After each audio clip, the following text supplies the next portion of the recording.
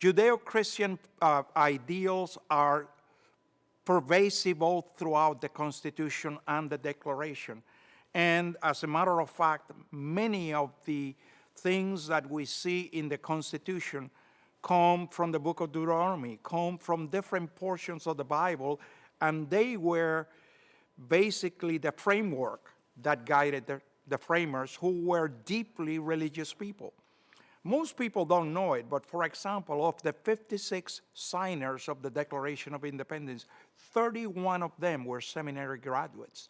These were deeply committed people of God, people of faith. What kind of faith experience did you try to give Ted growing up? As Ted was growing up, since remember when I came to Christ, Ted was only 4 years old.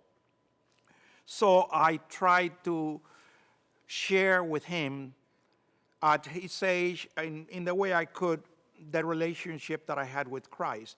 I bought him a children's Bible, which was in the form of stories. And I would read the children's Bible to him when he went to bed. And he always would tell me after I finished one story, one more story, one more story. And he really cherished those stories. Perhaps the initial motivation was just staying awake a few more minutes. But yet, those stories became part of his life. And Ted actually gave his heart to Christ when he was 8 years old. And that has become a foundation in his life. When you say he gave his heart to Christ, what was the actual event? Well, he had gone to a youth camp at the church that we were attending, and at the youth camp, he gave his heart to Christ. He was baptized the following Sunday, and really, then afterwards, as a matter of fact, when he was perhaps 11 years old, he went on a mission trip to Honduras, and he shared the gospel with the ex-mayor of the capital of Honduras, and led this grown man to pray to make Jesus Christ Lord of his life. My son Ted came home up in the clouds. I mean, he was so excited that as an 11-year-old boy, he led a grown man to surrender his life to Jesus Christ. Can you explain how you think Ted understands how tough things are for folks from your family experience? You know, as we lost our business, it became very, very difficult. I mean, the struggle was to try to put food on the table. We had just lost our home. We were trying to, both his mother and I, work hard enough to be able to pay the rent, to put food on the table. We had to forget about even going out to get a pizza. There was barely enough food for us to eat at home. And we had to struggle. We had to cut corners. There was no way of even going to a movie or going to eat out or anything of the sort, because those were luxuries that we couldn't afford. We really had to tighten our belts. And I'll tell you what, I'm thankful to God for that experience, because that experience taught Ted about the importance of hard work and about the fact that no matter how hard the struggle, with hard work and perseverance, we can overcome. And I'll tell you, you could see the determination in his heart. As a matter of fact, even before we lost the business, as a young child, when we still had the business, I had a Coke machine at the business, and so that became Ted's little business. He would buy the soft drinks to fill the machines, and I told him after we pay for the rental of the machine, all the profits are yours. And I would take him to the store to buy. He was a young child, and he would fill the machine and manage the machine. That was his first business. And then, as he was entering high school, he also helped us sometimes as computer operator. And I paid him just like I paid the other computer operators. And so he learned the value of $1 at an early age. And of course, after we lost our business, he realized that the only way he could make it through college is to be able to not only have some partial scholarships, but to be able to work to make up the difference. And so he developed a work ethic very early in his life. And as I said, I think that those years of struggle after we lost the business were invaluable in shaping his value system. Why did you choose Christian high schools for Ted, and what did he gain from that? I think actually, we tried to give Ted a Christian education at home. And as he was ready to enter high school, Ted has been always a very bright child. He was extremely bright. So there was a very good school, private school in Houston that had accepted him. And his mother and I took him to a track meet at that school prior to enrollment time. And as we were watching the track meet, Ted was with the kids, we overheard a series of women talking among themselves. And they were talking about that they had found a group so that when the kids went out and partied and got drunk, they could go and pick up the kids to take them home so they couldn't have to drive drunk coming home. And my wife and I looked at one another and we said, this is not what we need our son. And we decided that it was important to have a Christian foundation where partying and alcohol was not the focus of high school, but learning and having an ethical and biblical and moral foundation. And it served us well. I think that served him well into giving him a solid Judeo-Christian foundation, which he follows even today. Tell me about the Free Enterprise Center that you sent him to. The Bible says that our steps are ordered of the Lord. And it was so wonderful that as Ted was entering high school, through a client of mine who knew that Ted was so bright, and Ted had been involved in speech contests, was very good. The very first speech contest he entered was a citywide speech contest in Houston, and he won second place. It was a 20-minute speech that he wrote, and I coached him for about a month. I had it written, and we went over it over and over again. When he delivered that speech, I had the text in front of me. He didn't miss one word. He memorized that entire speech, won second place. This client, who knew the president of the Free Enterprise Institute, recommended that we get Ted involved. And it was the greatest decision for us. So we get Ted involved in the Free Enterprise Institute. And so they had Ted reading Milton Friedman and Adam Smith and John Locke and von Mises and Montesquieu and Bastiat and the Federalist Papers and the Anti-Federalist Papers. And then they decided, the Free Enterprise Institute decided to create a group of 5 kids, called them the Constitutional Corroborators. Ted was one of those 5. They hired a memory expert, and they had each of these 5 kids memorize the entire U.S. Constitution. They use what they call a mnemonic device, where the kids will memorize a string of letters, and from the letters they will recreate the text. For the following 4 years, these kids would travel around the state of Texas. They would come, say, to a Rotary Club at lunchtime, and while people were having lunch, they would put 5 easels in the front of the room, and these 5 kids would write the Constitution on those easels by memory. And then give about a half-hour patriotic speech on free market economics and the Constitution. During the next 4 years, they did approximately 80 speeches on free market economics and the Constitution. So before Ted left high school, he was passionate about the Constitution. He was passionate about the Declaration. He was passionate about free markets, about the rule of law, about the Constitution, about limited government.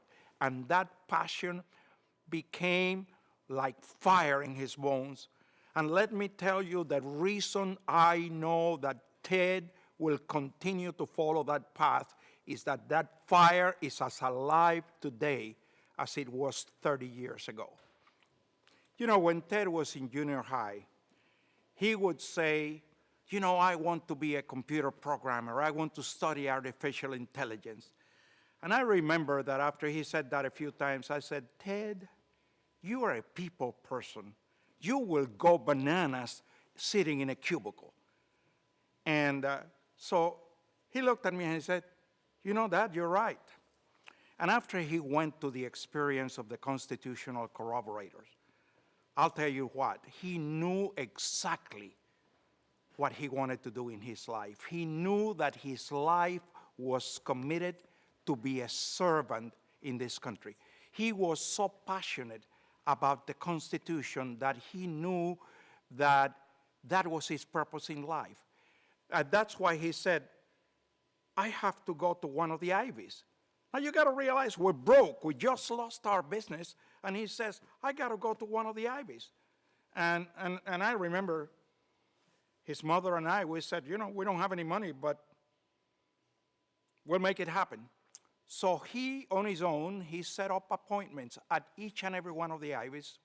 We took a week and we drove our old clunker from one to another. He had all these interviews, and I was so amazed because I had not been through that process before. And basically, what the interviews were all about is these people would ask Ted a question: why should we accept you? What can you offer this university? And of course, Ted was so eloquent in this as to, because he was passionate. He was passionate about the role that he wanted to play in America. And so it was no surprise when he got the acceptance letter from Princeton, which was his first choice. And then to find out that, well, I have to study public policy. And his thesis advisor ended up being Robbie George, which is one of the foremost constitutional scholars in this country. It was something like divine providence. And I'll tell you, he has truly a servant spirit. You know, the framers envisioned a government system that would have checks and balances. When they set up the Constitution with separation of powers, unlimited government, the idea was to have the federal government do just a few things and leave the rest to the states. Article 1, Section 8 of the Constitution describes it very clearly. 18 powers enumerated in Article 1, Section 8. If it ain't there, federal government's got no business being involved in it.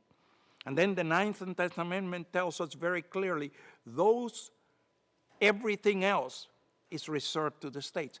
That's what the framers envisioned.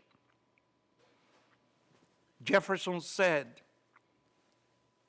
if a nation expects to be ignorant and free, they expect what never was and never will be. More importantly, he said, the Constitution is like chains to bind the mischief of government.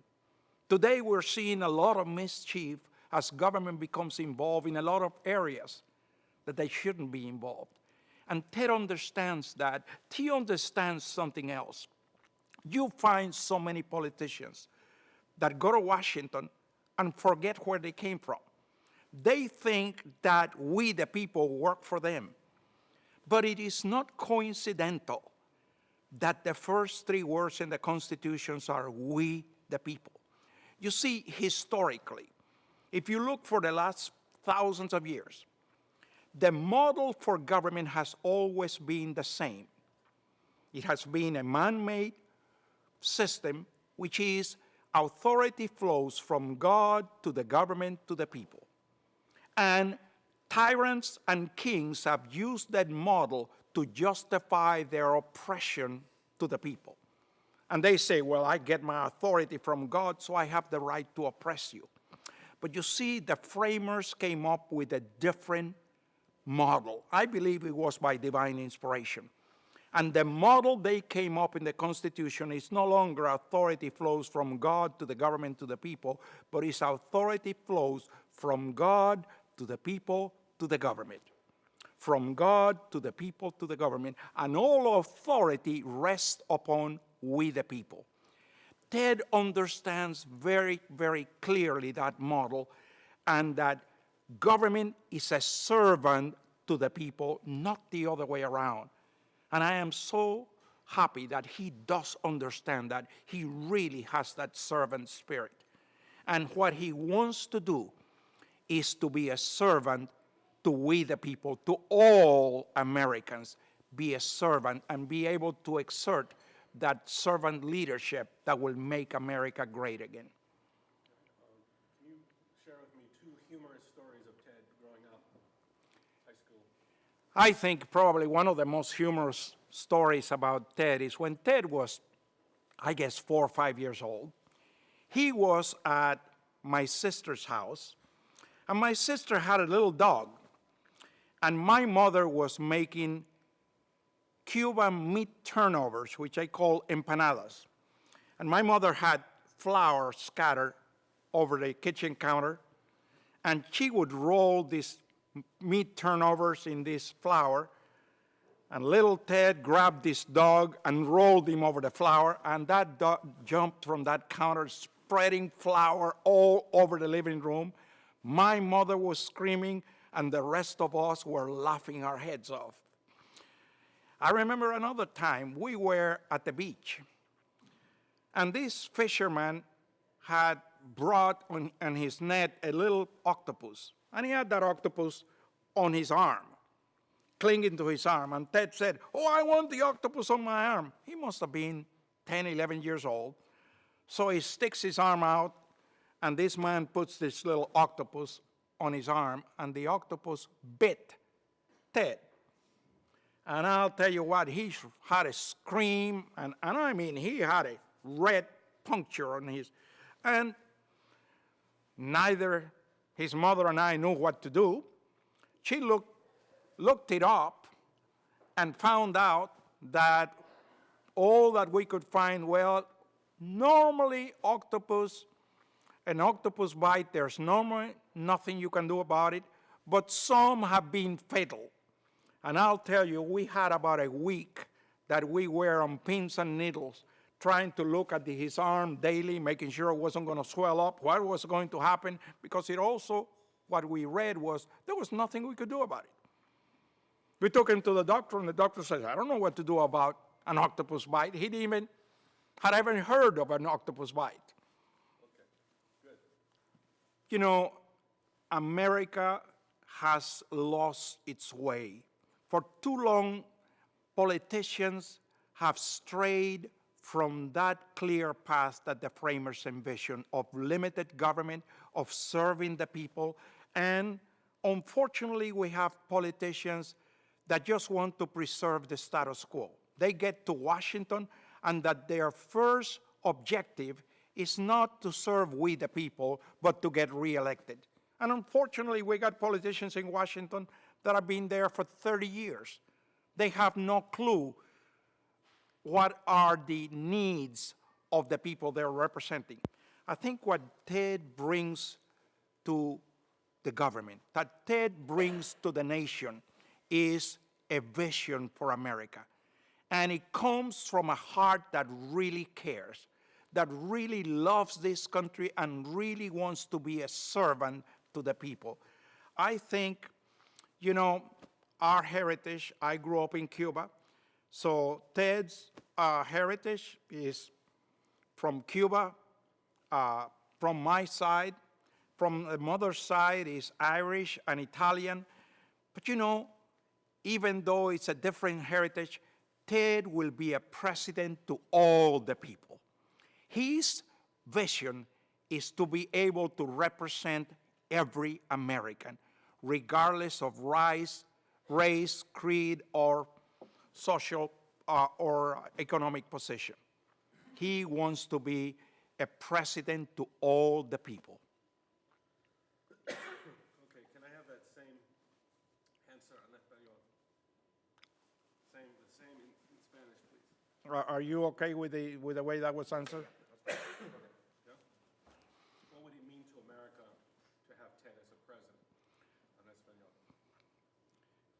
The heritage. Yo creo que necesitamos darnos cuenta que por muchos años ya gobernantes van a Washington y su primera prioridad no es el bienestar del... Yo creo que como hijo de inmigrante, Ted entiende las aspiraciones, los sueños, los deseos y las luchas y los retos que hijos de inmigrantes tienen en este país. Y Ted quiere ser un presidente para todo el pueblo, sin importar raza o nacionalidad o credo o posición económica o social, ser un presidente para todo el pueblo.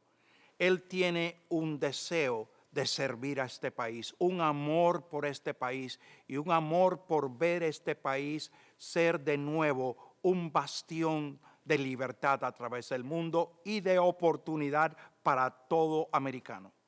My son Ted Cruz will bring back to America opportunity for everyone. You have heard me, many of you have heard me speak about freedom to pastors, to churches, to people in general. And I believe that we need the freedom to be what God intends for us to be, to have the freedom to achieve our dreams, no matter how high they are. Ted Cruz will bring back to America freedom and opportunity. I want to ask each and every one of you, if you want the freedom to pursue your dreams, if you want the opportunity to see your dreams become a reality, no matter how great they are, I'm going to ask you to please help Ted Cruz become the next president of the United States. I ask you, whatever you can, make a donation, make a contribution to his campaign, and together let us restore the American dream. Let us make America again that shining city on a hill. I ask you, please, send whatever contribution you can. Together we will make this country great again, and we will enjoy the greatest prosperity we've ever seen. Mi hijo Ted Cruz traerá a Estados Unidos de nuevo oportunidad de alcanzar tus sueños. No importa qué tan grandes sean tus sueños, la oportunidad de alcanzarlos, la libertad de ser todo lo que tú quieras ser y ser un presidente para todo el pueblo. Yo quiero pedirte que por favor, si tú quieres ver tus sueños hechos realidad, si tú quieres ver la grandeza de este país restaurada, si tú quieres ver un presidente para todo el pueblo, yo te quiero pedir que hagas una contribución económica con lo que puedas para ayudarnos a conjuntamente hacer de América de nuevo ese gran país que trae independencia, trae libertad, trae prosperidad para todos y cada uno de nosotros. Por favor, contribuye en lo que pueda y vamos a hacer de nuevo a América, a Estados Unidos, el país más grandioso del mundo. Yo soy un ministro del Evangelio y necesitamos personas de fe como mi hijo Ted Cruz al frente de este país para restaurar los valores que han hecho a América el país tan grandioso que es. Quiero pedirles a las personas de fe, tanto evangélicos como católicos, que apoyen a Ted Cruz, no solo económicamente, sino que lo apoyen en oración. Él necesita sus oraciones y también necesita sus contribuciones. Llevémoslo a ser el próximo presidente de los Estados Unidos de Norteamérica. I am a minister of the gospel, and I want to speak especially to the people of faith, evangelicals as well as Catholics. We need to restore we need to restore the spiritual foundations of this country. And we need this country again to be ruled by people of faith with a moral and ethical value system that will restore what America has been historically. I want to ask you to please support Ted, not only financially, but also in prayer. We need your prayers, but we also need your contributions. Let's make Ted Cruz the greatest president that America has ever had, so that we can see faith and opportunity and prosperity restored to this great country. Please help us. You know, Ted, I remember, I think one of the greatest experiences in my life, a couple of years ago when you were being sworn in as U.S. Senator. I was sitting in the chamber, and as I was watching you being sworn in, I could hardly contain the tears from my eyes. And the only thing that came from my mind was how 55 years before I had come to this country, I had nothing, couldn't even speak the language, and to see now my son being sworn in as U.S. Senator, all I could think about was only in America. Only in America. What a great journey to see you achieve your dreams, to see you become that servant you want to be to the American people. You know, this has been the realization of my wildest dreams, to see how this country has opened the doors of coming here with nothing and see you achieve such great position of leadership to be able to help so many people across America. I'm so grateful to God for the opportunity and the privilege to be an American. You know, my whole life, my dad has been my hero. I remember some years back, Heidi and I were having dinner with some friends, and the friends asked, when did you first get interested in politics? And I answered, I said, you know, I don't remember a time when I wasn't. I'm not sure why that is. And at that point, Heidi begins laughing. And you know how sometimes your spouse will see things that are glaringly obvious, and yet you're too obtuse to see them yourself. And she said, well, no wonder. Think of your family. Think of the household you grew up in. And growing up in Houston, as my father's son, it's a tremendous gift to be the child of an immigrant who fled oppression, to be the child of someone who came to America seeking freedom. I remember when I was 3, 4, 5 years old. In our house, politics it wasn't something kind of interesting that you, read the newspaper, that's kind of nice. There was an urgency to it. Because around our dinner table, through my father's eyes, having principled men and women in office is how we protect ourselves from tyranny. That's right. And it is truly a blessing. You know, I reflect often about my dad as a teenage kid, 14, 15, 16 years old, fighting in a revolution. Fighting in the Cuban Revolution when he was 17, being thrown in prison and tortured. You know, anytime in my life I've faced a little bit of adversity, it's a very good reality check that anything I'm facing is mild compared to that teenage boy in a Cuban prison being beaten by 4 men with billy clubs. And one of the great blessings of that is it makes you realize just how precious, just how fragile freedom is. That there's no guarantee that we'll remain a free nation unless we stand up and defend that liberty. That's right. And you know, Ted, I remember when you were 9 years old, that thing really became a daily occasion because that was the beginning of 1980. And I became so engaged in the Reagan campaign. I was involved on the state board of the Religious Roundtable, and our conversation around the dinner table was about politics every day. And I remember how you became mesmerized by watching Ronald Reagan speaking and being involved in debates. And actually, you were as passionate as I was, as a 9-year-old. Well, it was interesting back then. I remember 1980, the media did everything they could to paint Ronald Reagan as this wild-eyed cowboy from California who was going to lead us into World War III. And I have to admit, in the last couple of years, I've reflected on that, because you've seen folks in the media trying to caricature my dad, trying to paint him as somehow extreme. And it's the same game they played back then.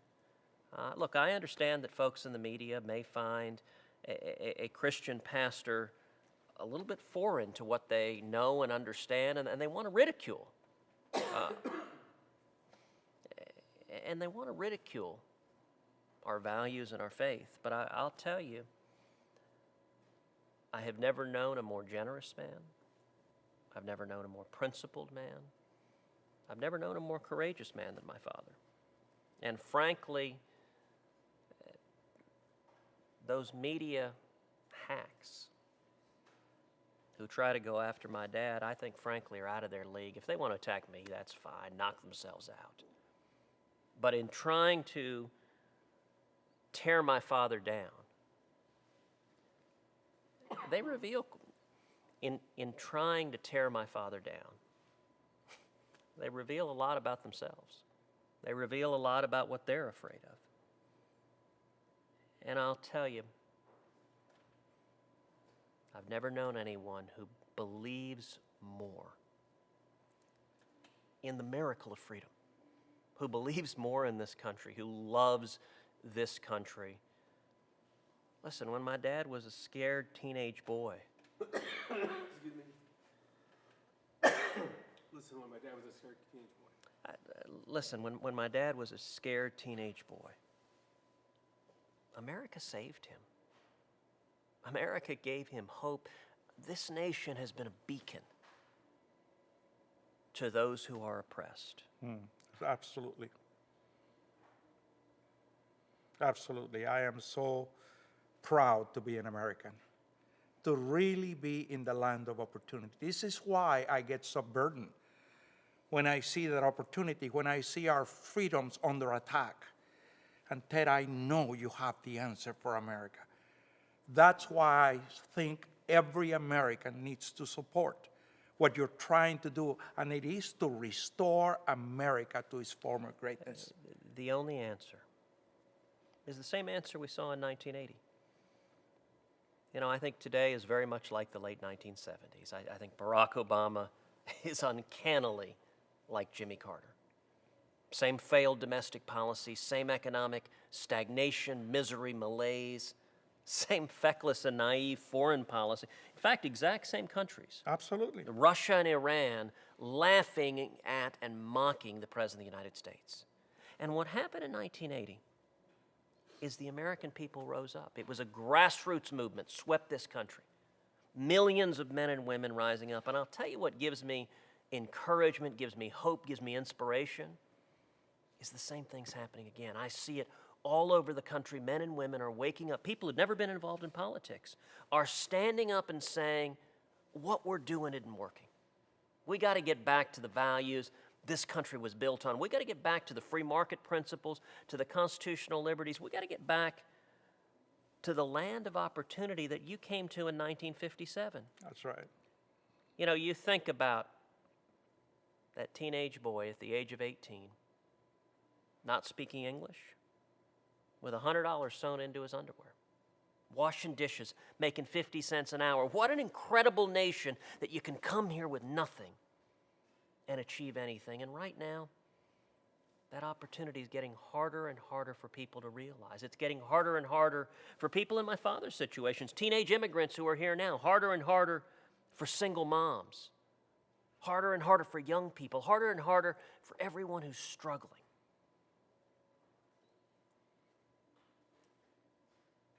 We've got to bring back that opportunity for the people who are struggling. Thank you, Dad, for all. You know, when my dad came to America, he didn't speak English. He washed dishes, made 50 cents an hour, but very quickly he learned English. In fact, the way he would learn English, he did a couple of things. One, he was a student at the University of Texas, and he signed up for Spanish 101. And he reverse engineered it. So when the students were hearing leche means milk, He was sitting there writing it backwards. Oh, okay, milk means leche. And the other thing he used to do is on Saturdays, he'd go to the movie theaters, and he'd watch the same movie over and over and over again and just start soaking in and absorbing the language. As a matter of fact, the first month I went to the movies every day, and I did it as work. I would concentrate and try to associate words with actions and words with objects. I did that every day, and in a month, I learned how to think in English. Well, and if he hadn't learned English, look, he was enrolled at the University of Texas, but his classes were in English. And if he didn't learn English quickly, he was going to flunk out. And if he flunked out, he would have lost his student visa and had to go back to Cuba, and they'd have killed him. But one of the things that I've always admired, so when he learned English, he began traveling around speaking at Rotary clubs and Kiwanis clubs in and around Austin, and speaking about the Cuban Revolution, speaking in support of Fidel Castro. Now, he didn't know then that Castro was a communist, but this was before the revolution had succeeded, and he'd seen the brutal oppression of Batista. Well, by 1959, the revolution did succeed, and Castro declares to the world he's a communist, begins seizing people's lands, begins executing dissidents. My aunt, my tia Sonia, his kid sister, was still in Cuba. She begins fighting in the counter-revolution against Castro, and just like my dad, she was thrown in prison and tortured, except she was tortured by Castro's goons. And one of the things my dad did when that happened, he sat down, he made a list of every place he'd gone to speak. And he went back in front of them, he stood in front of them, and he said, I owe you an apology. I misled you. I didn't do so knowingly, but I did so nonetheless, and for that, I'm truly sorry. When I was a kid, my dad told me that story over and over again. And it always impressed me. It was always, I thought, just a powerful statement of character. To take responsibility, to own responsibility, to stand up and apologize. And that's one thing. Growing up, my father always presented an example of courage and integrity. Thank you for being my hero. Thank you, Ted. I love you. I love you. I love you too. My family background is that I was born in Wilmington, Delaware in 1934. My father's side of the family was Irish. They had been in this country since the 1850s. My mother's side of the family were both immigrants. My grandfather on my mother's side was from a little town outside of Italy, and he came as an adult to this country. And my grandmother was from a little town in Tipperary in Ireland, and she came as an adult. And they met in Philadelphia and married, and had 17 children. My mother was the second youngest of the 17. Only 10 of them live, but it was a very close and loving family. And because of that immigrant experience, I adapted very well to the Cuban immigrant experience. And I think that's why we hit it off so well. And I'm so close to my family even to this day, both the ones in Wilmington and the Cuban family too. I spend a lot of time with them. How would you describe your relationship with Ted as a child, then as a teenager, and then when he became an adult? So you'd start by saying... As a child, my relationship with Ted was one of nurturing and loving and disciplining him when he was naughty. He was a very active and curious child, so it was a question of my running after him. I had to keep up with him because he was going in every direction at once. And as he became a teenager, we gave him a little more freedom. He was able to do a lot more, and he really didn't abuse that freedom most of the time. Fortunately, he didn't go through a terribly rebellious time when he was a teenager. A couple of weeks were kind of rough, but on the whole, he was a good kid. And as an adult, we are friends. He accepts my advice. Sometimes he doesn't accept my advice. Sometimes he asks for it. Sometimes he doesn't ask for it. But we're close friends, and I love him dearly. And how often do you see the grandchildren? Oh, I see them 2 or 3 times a week. Oh, I see the grandchildren 2 or 3 times a week, usually, unless they're out of town. The summer, they tend to go out of town. I want to tell a story that I live in the same building. Do you want to say that or not? Okay. Yeah. Do you want to say, I live in the... Emphasize the building thing. What? I Don't... don't want to emphasize Oh, sorry. Okay. So let's start that over. I might have messed you up. Just how often do you see your grandchildren? I see my grandchildren 2 or 3 times a week normally, unless they're out of town. In the summer, they're out of town a lot, and so, of course, I miss them during that time. But they come up to see me, and I go to see them. So this is a mutually beneficial arrangement. What are Ted and Heidi like together? Could you describe their relationship from the eyes of a mother? From the eyes of a mother, I find that Heidi is a very good match for Ted. She's a person with her own goals and direction. She's not a needy person, and this I appreciate very much.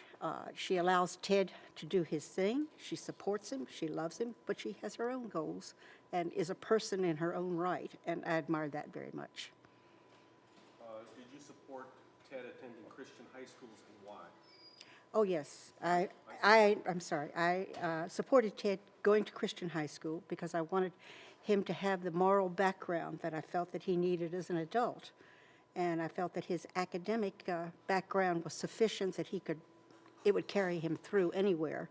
But he needed the emotional support of kids his own age, being an only child. And he also needed the moral support, and I felt that that was important.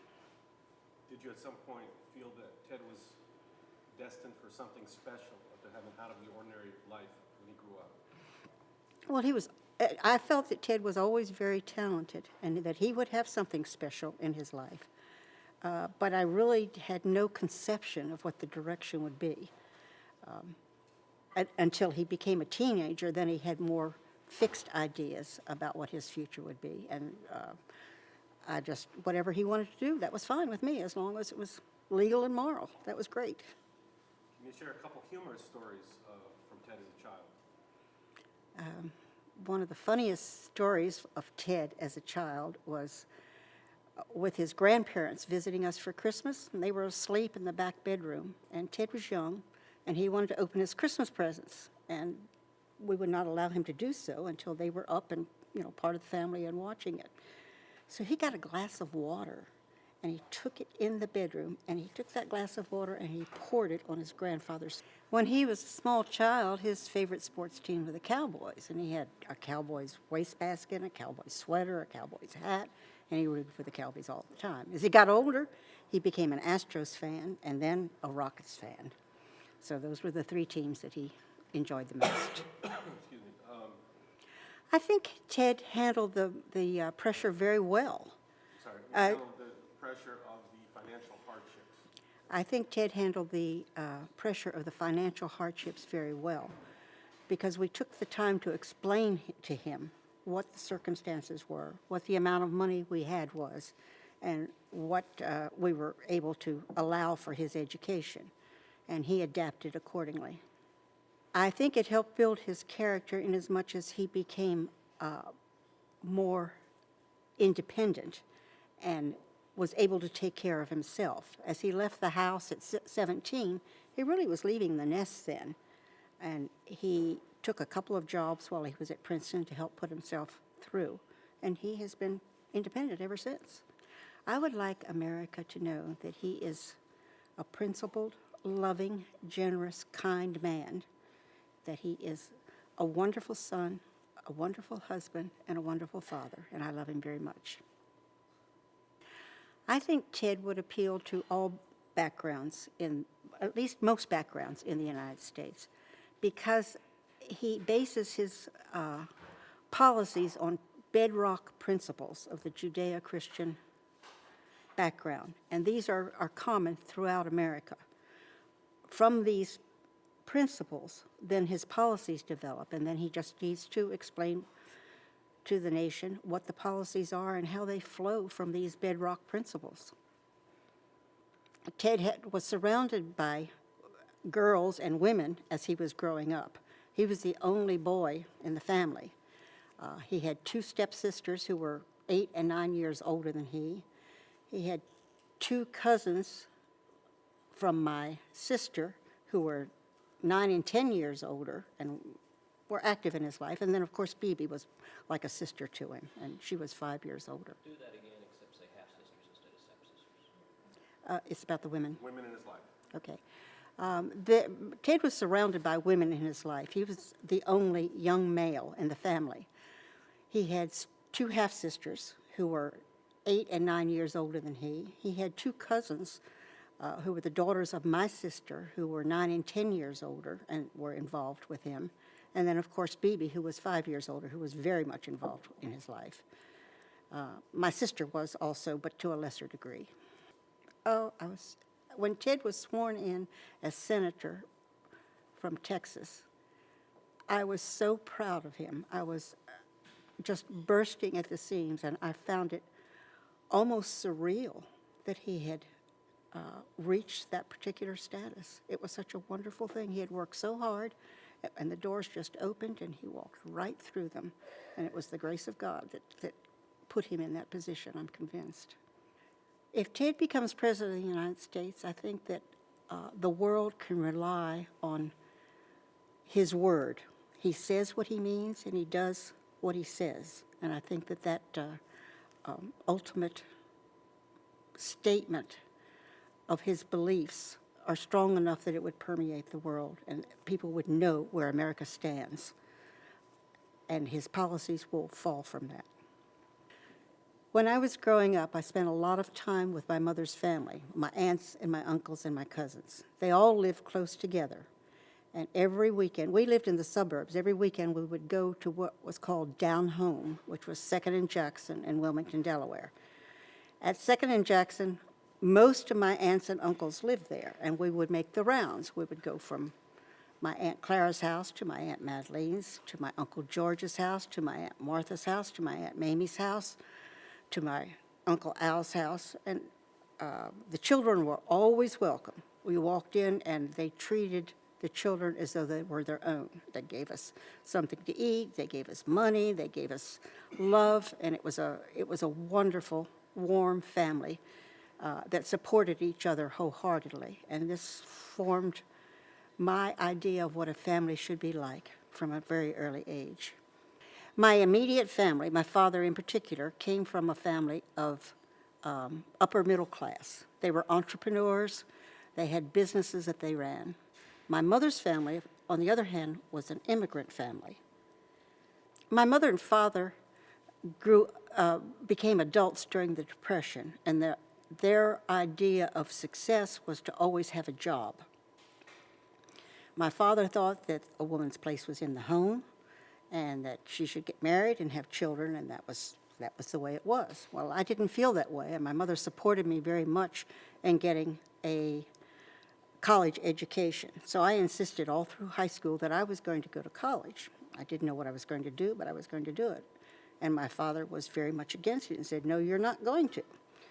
So we battled all during high school. And when my father was transferred to Houston, as I graduated from college, I moved there.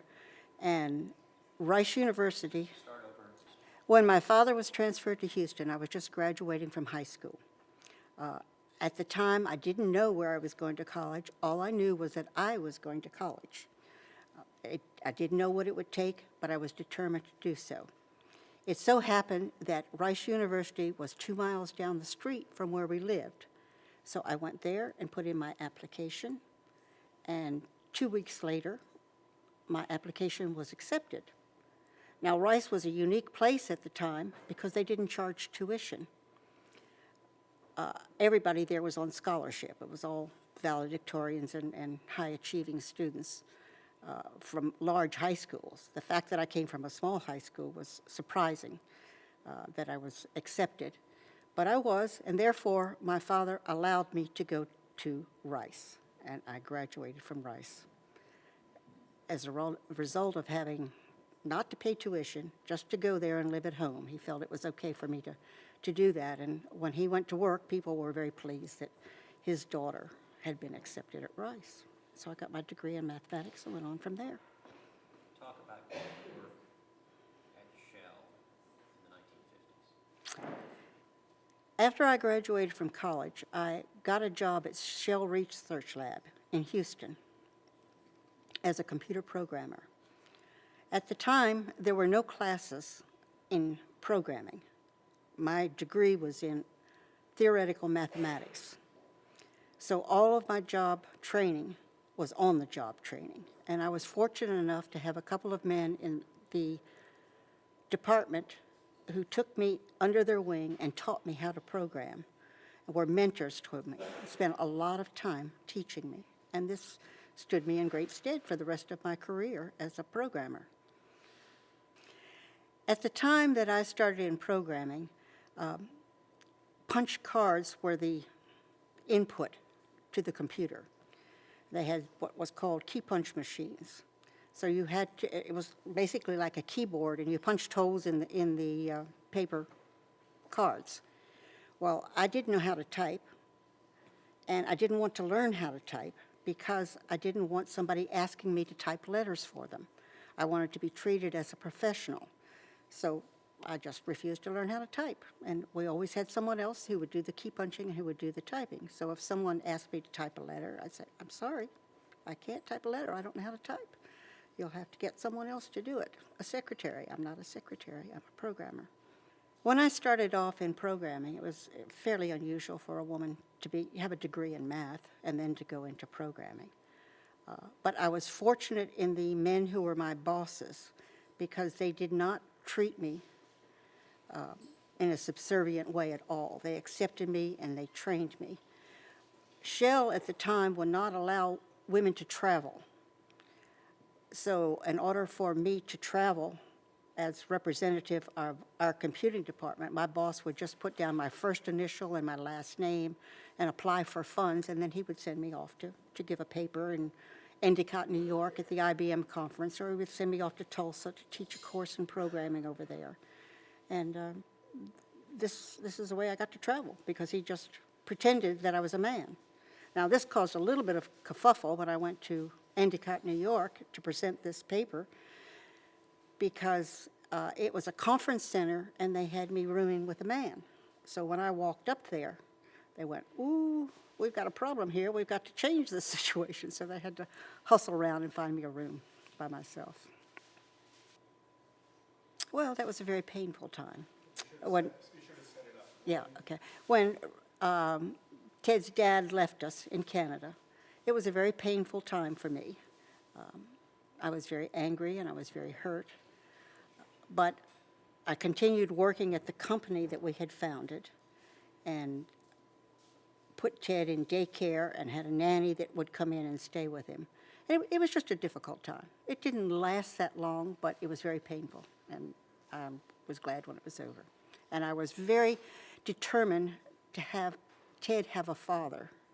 To me, that was important. I didn't want to be a single mother. I felt that his having a father was the most important goal in my life. And fortunately, it was met. Well, at the time that Raphael was drinking, I was drinking too. So we were codependent. I was aiding and abetting in his drinking, and he was aiding and abetting in my drinking. So we were not in a good place at that time. So it was a blessing when he became a Christian and stopped the drinking and no longer supported me in my vice. That's too personal, Ted. I don't want to tell that. Well, I want to tell that, and you're the best person to tell that. Well, there's some very personal details that I don't want to go into. You don't have to go into it. Okay. When Ted was 3, Look at me. I know it's hard, Mom. okay, I'm not used to this at all. When Ted was 3, Raphael left and went to Houston. The business was very shaky at the time because the government had interfered in the oil and gas business. So Raphael went to Houston to drum up business and started working there. This left Ted and myself alone in Calgary. And this was a time when it was difficult for a single mother to put a child in daycare. There was not a big support system. So it was difficult for me.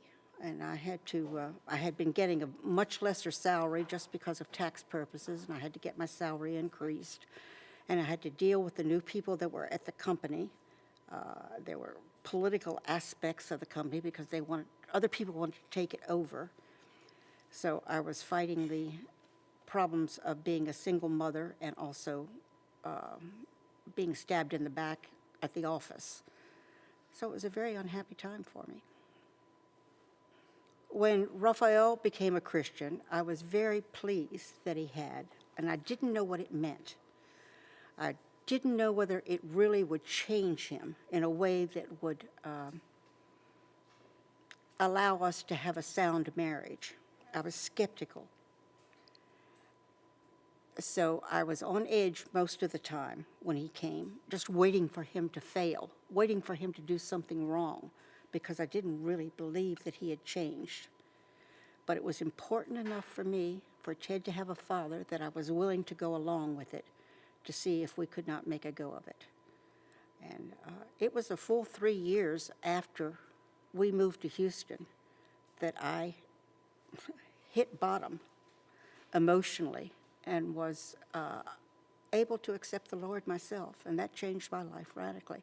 That stopped my drinking, that stopped all kinds of things going on. It was a complete change in my personality and my life, and I'm eternally grateful for that. When you build a small business, or when you build any business, I guess, but when you start off in a small business, you have to be a jack of all trades. You have to be able to do everything, because you never know when somebody is going to get sick, fall by the wayside. You're going to have incomplete health. So you need to know all aspects of the business. And it also means that you're working 16 hours a day, 7 days a week. So it's a very strenuous way to live. And we used to take you to work a lot, and you would run up and down the halls and play at the office.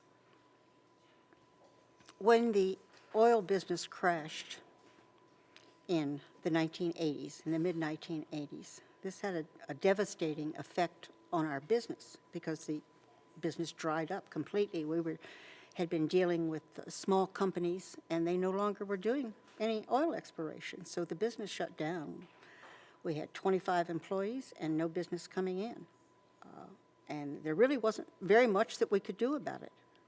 It was just, the Saudis were pumping oil like crazy and driving the price of oil down below $10 a barrel, and it was no longer economical to do what we had been doing, and we had to shut down the business. Now, for me, it was not as devastating as it was for Raphael, because my identity was not involved in the business. My identity was more as a wife and a mother than it was as a business owner. And I felt that we could start over again. And we just had to put up with it and tighten the belt and go take a lesser paying job and start all over again. Talk about. Well, at the time that the oil business crashed,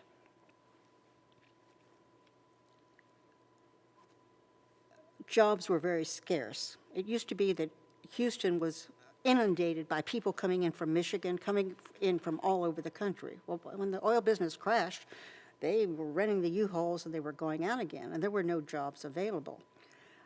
And at that time, I was getting older, and as an elder person, they were not particularly interested in hiring me. When they found out what my experience was, they really didn't want to hire me, because they felt that they had to pay me too much and they wanted a younger person to do the job. So in order to get a job, I had to dumb down my resume. I had to take off most of the experience that I had and just say that I had been a housewife and that I was getting back into the business world, and this was the I had had some experience as a computer programmer, and that I had a degree in math, and that was all that I put on there. But I didn't put the various jobs that I had. I didn't talk about the development of the systems that I had done, or the installation of the systems that I had done for various clients. I just made it a very simple thing in order to get hired. Well, because when Ted was in high school, that's when the oil business crashed. We had taken a lot of our money and had invested it in real estate. Well, because the oil business crashed and Houston was a one-business town at the time, the real estate business crashed too. We owned our office building, we owned various investment properties, and we were no longer able to service the debt for them. Eventually, we had to sell our house. Let me stop you. When the money dried up in the oil business, we were forced to sell our home. We put it on the market, and someone did buy it for the amount that was owed on it, plus the amount of money that we owed the IRS. At the time that we sold the home, I was ready to move out because I was tired of worrying about paying bills. I wanted to move into a smaller place. So emotionally, I moved out long before we sold the home. Once we sold the home, moved into a rental place, then we had to declare bankruptcy.